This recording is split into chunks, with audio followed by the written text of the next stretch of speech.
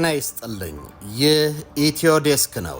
ሰላምታችን በያላችሁበት ይድረስ እያልን በዕለት የተሰሙ ዋና ዋና ጉዳዮችን ወደ እናንተ ይዘን ቀርበናል።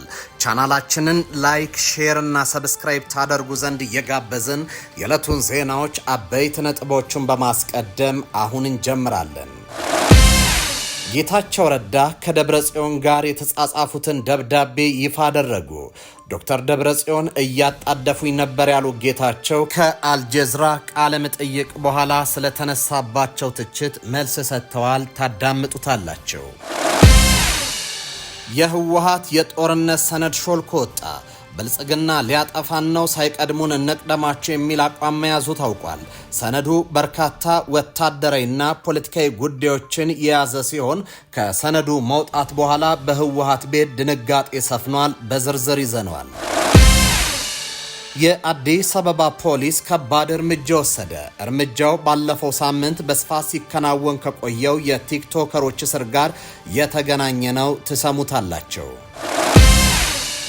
የኢትዮጵያ መንግስት የፖለቲከኛ እስረኞችን በአስቸኳይ እንዲፈታ ተጠይቋል። ጥያቄ የቀረበው የኢትዮጵያ የሰብአዊ መብቶች ጉባኤ ነው። ጉባኤው የአገሪቱን የሰብአዊ መብት ሁኔታ ዳሷል። ታዳምጡታላቸው። ዶናልድ ትራምፕ ለወታደሮቻቸው የጀግና ሽልማት አዘጋጁ። የተወደዳችሁ የቻናላችን ቤተሰቦች እነዚህንና ሌሎች መረጃዎችን ይዘናል። አሁን በዝርዝር ወደምንመለከተው መረጃ እናመራለን። በ840 ሺህ ብር ቅድመ ክፍያ ከቤተ መንግስት አቅራቢያ ፒያሳ ላይ በፍሬንድሺፕ እና በአራዳ ፓርክ በተከበበው የሜሪት ፕሮፐርቲስ ቅንጡ የሆነ የመኖሪያ መንደር ላይ 65% ለሚከፍሉ 35% ቅናሽ የተደረገባቸውን ቤቶች ማግኘት ይችላሉ። ባለ 2 መኝታ በ5.4 ሚሊዮን ሙሉ ክፍያ፣ ባለ 3 መኝታ በ7.8 ሚሊዮን ሙሉ ክፍያ እንዲሁም የግንባታውን ሂደት እያዩ የሚከፍሉበትን አማራጭ ከ10% ቅድመ ክፍያ ጀምሮ አቅርበንልዎታል። ባለ 2 መኝታ በ840 ሺህ ብር፣ ባለ 3 መኝታ በ1.2 ሚሊዮን ቅድመ ክፍያ እኛ ጋር ማግኘት ይችላሉ። ምን ይሄ ብቻ 40% የተረጋገጠ የባንክ ብድርም አመቻችተናል። ይህንን ዘመናዊ መንደር የግሉ ለማድረግ ታች ባሉት ስልኮች ይደውሉልን። የህወሓት የጦርነት ሰነድ ሾልኮ ወጣ። ብልጽግና ሊያጠፋን ነው፣ ሳይቀድሙን እንቅደማቸው የሚል አቋም መያዙም ታውቋል። ሰነዱ በርካታ ወታደራዊና ፖለቲካዊ ጉዳዮችን የያዘ ሲሆን ከሰነዱ መውጣት በኋላ በህወሓት ቤት ድንጋጤ ሰፍኗል። ህወሓት ብልጽግና ሊያጠፋን የሚል ያዘጋጀው እቅድ ይፋ ሆኖበታል። 600 ታጣቂዎች በቀናት ውስጥ ለመከላከያ እጅ ይሰጣሉ ሲልም በሰነዱ ላይ ግምገማውን አስቀምጧል። ከሰሞኑ ኮማንዶ ማስመረቁን ይፋ ያደረገው ህወሓት የብልጽግና መንግስት ለጦርነት ተዘጋጅቷል፣ ሊያጠፋን ነው በሚል ያዘጋጀው የፕሮፓጋንዳ ሰነድ በርካታ ጉዳዮችን የያዘ ነው። የሀገር መከላከያ ብልጽግና እያለ የሚጠራው የህወሓት ሰነድ መንግስት የፕሪቶሪያውን የሰላም ስምምነት አማራጭ ሰነድ ከአቶ ጌታቸው ረዳ፣ ሌተናል ጀነራል ጻድቃንና አሰፋ አብርሃ ጋር ነው የፈረምኩት በማለት ስምምነቱን ባለቤት አልባ በማድረግ ሊወጋቸው እንደተዘጋጀ ቃል በቃል በሰነዱ ላይ ተቀምጧል። ስምረት የሚባለው እና አቶ ጌታቸው ረዳ የሚመሩ ፓርቲ ትግራይን ለብልጽግና ለመስጠት እየሰራ እንደሆነ ተደርጎ መገለጹን ሰነዱ ያስረዳል። ስምረት ከትናንት በስቲያ በሰጠው መግለጫ ህጋዊ መስፈርቱን አሟልቶ ወደ ምርጫ እየሄደ መሆኑን ሲያስታውቅ እግረ መንገዱን ከብልጽግና ጋር ግንኙነት እንዳለው ተጠይቆ በፍጹም ሲል መናገሩና ከሌሎች ድርጅቶች ጋር ተጣምሮ ለመስራት የሚያስኬድ መንገድ ካለ ሊያየው እንደሚችልም አመላክቷል። ህወሓት ለምርጫ ወደ ትግራይ እናቀናለን የሚሉ ወኪሎችም ሆነ ፓርቲው ካለ በይፋ እንደሚያስራቸው ማስታወቁ አይዘነጋም። ስምረትን ጨምሮ አሁን የተቋቋሙ ፓርቲዎች ምርጫ እንዲካሄድ መንግስት ህግ እንዲያስከብር እየጠየቁ ይገኛሉ። አቶ ጌታቸው ረዳ ከደብረጽዮን ጋር የተጻጻፉትን ደብዳቤ ይፋ አደረጉ። ደብረጽዮን እያጣደፈኝ ነበር ያሉት አቶ ጌታቸው ከአልጀዝራ ቃለ መጠይቅ በኋላ ስለተነሳባቸው ትችትም መልስ ሰጥተዋል። አቶ ጌታቸው ረዳ ከአልጀዝራ ሙግት በኋላ ሰፊ ጽሑፍ አሰራጭተዋል። በጽሑፋቸው ከደብረጽዮን ጋር የተላላኩትን ደብዳቤዎች ይፋ አድርጓል። የፕሪቶሪያው ስምምነት ይፈረማል ተብሎ በሚጠበቅበት ኖቬምበር 2 ደብረጽዮን በቦታው ላይ ያለ ሁኔታ ምን ያህል አደገኛ እንደሆነ የሚገልጽ ሌላ መልእክት ላክ የሚሉት አቶ ጌታቸው መልእክቱንም አስፈረውታል። ሰላም አዲግራት በጠላቶች እጅ ልትወድቅ ጫፍ ላይ ነች። የግጭት ማቆም ስምምነቱ ዛሬ መፈረም ከተቻለ ጥሩ ነው። ካልሆነ እንዴት መከላከል እንደምንችል ስትራቴጂያዊ ውሳኔዎችን ዛሬ ማታ ወስነን ትግበራ እንጀምራለን የሚል መልእክት ላከልኝ ብለዋል። ጌታቸው ቀጥለውም ከክስተቱ በኋላ ምንም አይነት ማስተባበያ ቢደረግም ፕሪቶሪያ በአመራሩ ዘንድ እንደ ህዝብ ግንኙነት ስራ አልታየም ነበር ያሉ ሲሆን በትግራይ ከዚህ በኋላ ልትሸከመው የማትችለውን ጦርነት ለማስቆም የተደረገ ሙከራ ነበረ። በኋላ ላይ በትግራይ በተሰጡ ብዙ አስተያየቶች አብዛኛውን ጊዜ በህጋዊነት ሽኩቻ ውስጥ ባሉ ልሂቃን የሚመሩት ልዑካን ቡድኑ ምዕራብ ትግራይን አሳልፎ ለመስጠት እንደፈለገ ወይም ህገ መንግስታዊ የድንበር ጥያቄዎችን እንደተወ ይናገራል። የሆነ ሆኖ ግን ይህ አይደለም በማለት የፕሪቶሪያው ስምምነት ሰሞን የነበረውን ሁኔታ አብራርተዋል። ይቀጥሉናም በመጨረሻ ሰዓታት ለመፈራረስ የተቃረበው በፌዴራሉ ወገን ነበር። እነርሱም ጠንካራ አቋም በመነሳት ይደራደሩ ነበር። በ11ኛው ሰዓት የፌዴራል ልዑካን ቡድን ወደፊት የሚቋቋመው ጊዜያዊ ክልላዊ አስተዳደር በምዕራብ ትግራይና በራያ ላይ ስልጣን እንዳይኖረው የሚያደርግ ቃል ለማስገባት ሞክሮ ነበር። ለትግራይ ወገን ይህ አንቀጽ ፖለቲካዊ መልኩ ተቀባይነት የሌለው ነበር። ትግራይን ወይም ጥያቄዋን እንድትተው ወይም ከድርድሩ እንድትወጣ የሚያስገድድ ነበር። ያ ቃል በስምምነቱ ውስጥ ቢቀጥል ኖሮ ንግግሩ የመክሸፍ እድሉ ሰፊ ነበር። ስምምነቱ የዳነው በአመቻቾች ጣልቃ ገብነት በቀድሞ የኬንያ ፕሬዝዳንት ኡሁሩ ኬንያታና በወሳኝነት በጠቅላይ ሚኒስትር አብይ አህመድ ነበር ብለዋል። ጠቅላይ ሚኒስትር አብይ ስምምነቱን ለማዳን ማገዛቸው ለአንዳንድ ትርክቶች የማይመች ሊሆን ይችላል፣ ነገር ግን እውነታ የሆነው ሲሉ ማብራሪያ ሰጥተዋል። ሌላው ጌታቸው በዚህ ጽሑፍ ያነሱት ጉዳይ የአልጀዝራውን ቃለ መጠይቅ ነው። ከማሃዲ ሐሰን ጋር ያደረጉ ቆይታ በኢትዮጵያ ውስጥና ከሀገር ውጪ ትልቅ ማዕበል ፈጥሯል ብለዋል። ከፊሉ ምላሽ የሚጠበቅ ነበር። በትግራይ የነበረው ጦርነት እጅግ የበዛ ሐዘን፣ ቁጣና ያልተቋጩ ጉዳዮችን ጥሎ ስላለፈ ማናቸውም ህዝባዊ ውይይት ያለፈን ሐዘን መቀስቀስ፣ የሻረን ቁስል ማድማቱ አይቀርም ብለዋል። ከፊሉ ምላሽ ደግሞ አጋላጭ ነበር። ጮክ ብለው ይደመጡ የነበሩ ክርክሮች እኔ ስላልኩት ነገር ሳይሆን የተለያዩ ቡድኖች የፕሪቶሪያውን ስምምነት ምን እንደሚሆንላቸው እንደሚፈልጉ የሚያሳዩ ነበሩ ብለዋል። ከቃለ መጠይቁ በኋላ ባሉት ቀናት ደጋፊዎችም ተቃዋሚዎችም ለንግግር ቃና የተለያየና የሚጋሽ ትርጉም ሰጥቷል ሲሉ የቃለ ምልልሱም በኋላ የነበረውን እውነት ገልጸውታል። ጥቂት ተቃዋሚዎቼ በጦርነት ጊዜ ከምናገራቸው ንግግሮች መውጣቴንና የለዘበ ቋንቋ መጠቀሜን እነሱ ለኔ ከሰጡኝ ዓላማ እንደ ክህደት የቆጠሩት ይመስላል። እኔ ይህን አመለካከት አልቀበለውም። ቋንቋዬ ከጦርነት ቋንቋ ይልቅ የለዘበ ከሆነ ለሰላም ፍላጎት ስላለኝ ነው። ሰላምን እንደ መፈክር ሳይሆን ለህዝቤ እንዳለብኝ ግዴታ ስለመቆጥረው ነው ሲሉ ለነቃፊዎቻቸው ምላሽ ሰጥተዋል። አክለውም ያ ምላሽ ወሳኝ ነው፣ ምክንያቱም ጥልቅ የሆነ ችግርን ያሳያል። በትግራይና በመላ ኢትዮጵያ ፖለቲካዊ ውይይት እንደ ፍላጎት የሚተረጎሙናል።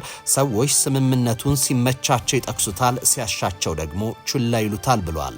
ፕሪቶሪያ የተሰበረውን ክልል ለማረጋጋት እንደ ማዕቀፍ ከመውሰድ ይልቅ በውስጥ ሽኩቻዎች እንደ መጠቀሚያ መሳሪያ እየተደረገ ነው። በኢትዮጵያ በቅርብ ጊዜ ታሪክ እጅግ አውዳሚ የነበረው ግጭት ካስቆመ ከ3 ዓመታት በኋላ ዘላቂ ሰላም አሁንም በሙሉ እግሩ አልቆመም በማለት ጽፈዋል። የኢትዮጵያ ሰብአዊ መብቶች ጉባኤ ኢሰመጉ የጠቅላይ ሚኒስትር አብይ አህመድ አስተዳደር የፖለቲከኛ እስረኞችን እንዲፈታ ጠይቋል።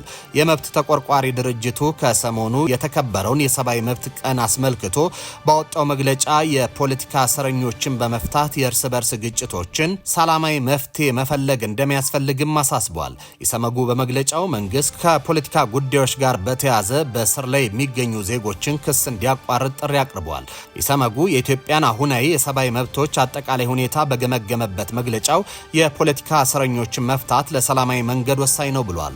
በተለያዩ አካባቢዎች የሚካሄዱ የእርስ በርስ ግጭቶች በሰላማዊ መንገድ እንዲፈቱ መንግስት ተጨባጭ እርምጃ እንዲወስድም ጠይቋል። መንግስትም ሆነ በግጭት ውስጥ የሚሳተፉ ታጣቂ ኃይሎች ልዩነታቸውን በጠረጴዛ ዙሪያ በሰላማዊ ንግግር መፍትሄ እንዲያስገኙ የፖለቲካ እስረኞችን መፈታት ወሳኝ ነው ብሏል። በእርስ በርስ ግጭት አዙሪት ውስጥ የምትገኘው ኢትዮጵያ ከፍተኛ የንጹሃን ዜጎች ሞት፣ አካል ጉዳትና እገታ፣ መፈናቀል እያስተናገደች ነው ሲል ኢሰመጉ በመግለጫው ጠቁሟል። እንዲሁም መንግስት ለሰላም ንግግሮች ቅድሚያ ትኩረት እንዲሰጥና ግጭቶች ባለባቸው አካባቢዎች ለተጎዱ ወገኖችና ረሃብ በተከሰተባቸው አካባቢዎች አስቸኳይ ሰብአዊ ድጋፍ ያለ ገደብ እንዲደርስና ተፈናቃዮች በሰላም ወደ ቀያቸው የሚመለሱበት ሁኔታ እንዲመቻችም ጥሪ አቅርቧል።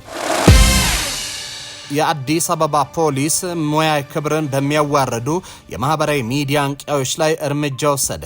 የማህበራዊ ሚዲያ በመጠቀም ሙያዊ ክብርን ያዋረዱ ከህብረተሰቡ ባህልና ሞራል ተቃራኒ የሆኑ መልእክቶችን ሲያሰራጩ የነበሩ ግለሰቦችን በቁጥጥር ስር በመዋል ምርመራ እያጣራ መሆኑን የአዲስ አበባ ፖሊስ ጠቅላይ መምሪያ አስታውቋል። የማህበራዊ ሚዲያ በኃላፊነት በመጠቀም ትውልድን ማነጽ እንደሚገባ የበርካቶች ሐሳብና አስተያየት ከመሆኑም አልፎ ዜጎች ያልተገራ የማህበራዊ ሚዲያ አጠቃቀም እንዲገታ በተለያዩ የሚዲያ አማራጮች ሐሳቦቻቸውን እየሰጡ ይገኛሉ። የአዲስ አበባ ፖሊስ ጠቅላይ መምሪያም የማህበራዊ ሚዲያን በመጠቀም ሙያዊ ክብርን የሚያዋርዱ ከህብረተሰብ ባህል፣ እምነት፣ ሞራል ተቃራኒ የሆኑ መልእክቶችን ሲያስተላልፉ የነበሩ የማህበራዊ ሚዲያ አንቂ ወይም ይዘት ፈጣሪዎችን ሶሻል ሚዲያ ኢንፍሉዌንሰር ኤንድ ኮንቴንት ክሪኤተርስ የሚሉ 4 ግለሰቦችን በቁጥጥር ስር አውሎ ምርመራ እያጣራ ይገኛል። የመጀመሪያው ተጠርጣሪዎች ዛህራ መሐመድና ፈቲያ ኤልያስ የተባሉ ነዋሪነታቸው በቦሌ ክፍለ ከተማ ወረዳ 12 ቦሌ ቡልቡላ ሲሆን የቲክቶክ ፕላትፎርምን በመጠቀም የሀገሪቱን ባህል፣ ወግ፣ እምነትና ሞራል በማይመጥን መልኩ ኢሉሚናቲ ወይም የሰይጣን ማህበርተኞች አባላትንን እኛም ምሰሉ፣ በርካታ ገንዘብ ታገኛላችሁ የሚሉ መልእክቶችን ሲያስተላልፉ በቁጥጥር ስር ውለዋል።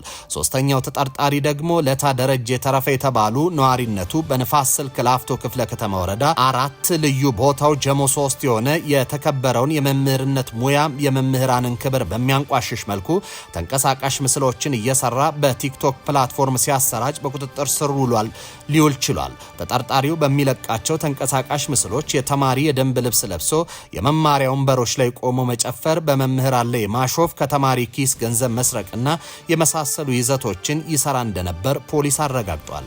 አራተኛ ተጠርጣሪ ኤዶም ሚሊዮን ሲሆን ነዋሪነቱ በቂርቆስ ክፍለ ከተማ ወረዳ 10 ልዩ ቦታው ካምቦሎጆ እንዲሁም የሽመልስ ሀብቴ ሁለተኛ ደረጃ ትምህርት ቤት ተማሪ ሲሆን እርሱም የቲክቶክ ፕላትፎርምን በመጠቀም ከወገቡ በላይ ልብሱን በማውለቅና ራቁቱን በመሆን ሰግጥ ፈምስ በማለት በየመንገዱ ህብረተሰቡን የማስደንገጥ ራቁትን ምግብ በትሪ በመያዝ ህብረተሰቡን ካላጎረስኳቸው የማለትና የማስደንገጥ ይዘቶችን ሲሰራ በቁጥጥር ስር ውሏል።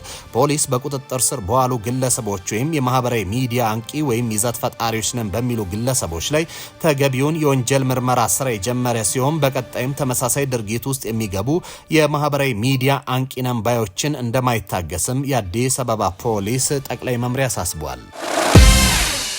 የዩናይትድ ስቴትስ ፕሬዝዳንት ዶናልድ ትራምፕ $1776 የጀግና ክፍያ ለማድረግ ቃል ገቡ። ለ1.4 ሚሊዮን የአሜሪካ ወታደሮች የሚደረገው ክፍያ የተወሰነ ገንዘብ የተገኘው ከታሪፍ መሆኑን አስታውቀዋል። ረቡዕ ምሽት ለሀገራቸው ሕዝብ በቴሌቪዥን መልእክት ያስተላለፉት ትራምፕ ቼኩ ወጥቷል ብሏል። ክፍያው ለገና በዓል እንደሚደርስም ተናግሯል። ትራምፕ በምጣኔ ሀብትና በስደተኞች ጉዳይ እስካሁን ያሉትን የዘረዘሩ ሲሆን ዲሞክራቶች ደግሞ ክፉኛ ሲነክፉ ተሰምቷል። ጠንከር ያለ ንግግር ያሰሙት ፕሬዝደንቱ አሜሪካ የተሻለ መንገድ ላይ እንዳለች ደጋግመው ሲናገሩ ነበር። ትራምፕ የሸቀጣሸቀጥ ዋጋ እየቀነሰ ይመጣል ቢሉም አሜሪካውያን በቤት ዋጋ፣ በህፃናት ዕቃና በጤና ጉዳይ ደስተኛ እንዳልሆኑ መረጃዎች ያሳያሉ።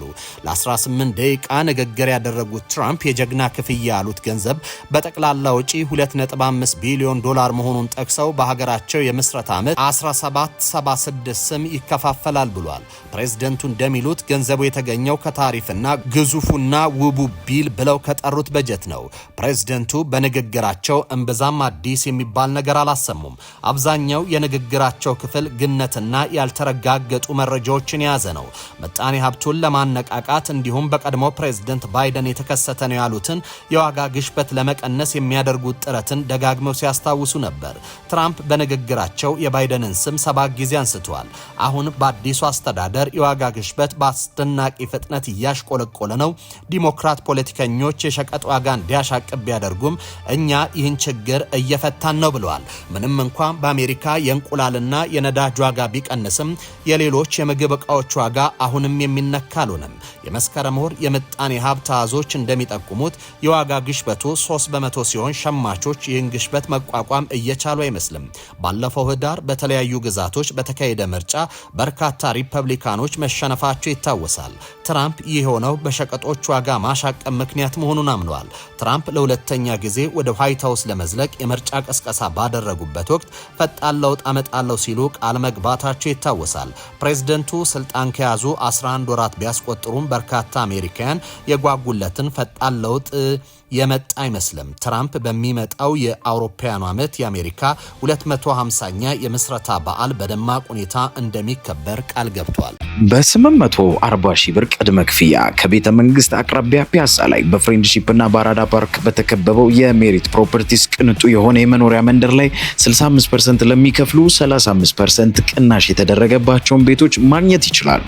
ባለ 2 መኝታ በ5.4 ሚሊዮን ሙሉ ክፍያ፣ ባለ 3 መኝታ በ7.8 ሚሊዮን ሙሉ ክፍያ እንዲሁም የግንባታውን ሂደት እያዩ የሚከፍሉበትን አማራጭ ከ10% ቅድመ ክፍያ ጀምሮ አቅርበንልዎታል። ባለ 2 መኝታ በ840 ሺህ ብር፣ ባለ 3 መኝታ በ1.2 ሚሊዮን ቅድመ ክፍያ እኛ ጋር ማግኘት ይችላሉ። ምን ይሄ ብቻ 40% የተረጋገጠ የባንክ ብድርም አመቻችተናል። ይህንን ዘመናዊ መንደር የግሉ ለማድረግ ታች ባሉት ስልኮች ይደውሉልን። ተመልካቾች ለሰዓቱ የነበሩን ዜናዎችን ነበሩ። በያላችሁበት መልካም ጊዜ